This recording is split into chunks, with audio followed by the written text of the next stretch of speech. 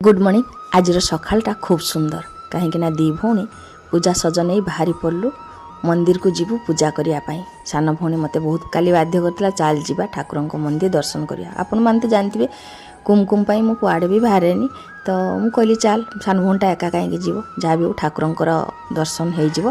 प्रथम आम भोले बाबा मंदिर पहुँचलु। आमर बण भितर पहाड़ पाखार केते सुंदर देखंतु सुंदर गोटे नुआ मंदिर होती शिव मंदिर। ये ठाकुर सब खुलारे माने पूजा होते एवं नुआ मंदिर होती। एते सुंदर मंदिर देखिकी मन मोर बहुत खुशी होता। मुझे मोर ठाकुरंकर आशीर्वाद रही से चली आसली ठाकुर को दर्शन करने। आउ ये सुजोग मिलेनी पुणी दी भौणी आसचु ये बाबा मंदिर वीडियो करती। नना आसी नथिले प्राय नना थिले कही था जे ना वीडियो करनी बोली तो टिके कर नहीं। ठाकुर पाख से दीप लगे धूप लगे ठाकुर को मन कथा सबकि जन की चली आसली। मोर सब परिवार समस्ते भल था यही मोर सब ठाकुर को प्रार्थना था। बाहर दृश्य देखी लगे मत एत सुंदर ये दीप जलियापाई केते बढ़िया व्यवस्था कराई। देखो एत बढ़िया लगुच मंदिरटा देखी चारिआडे सफा सुतरा थिला। आउ गाँव तो से दृश्य माने देखा खूब सुंदर लगे खूब सुंदर।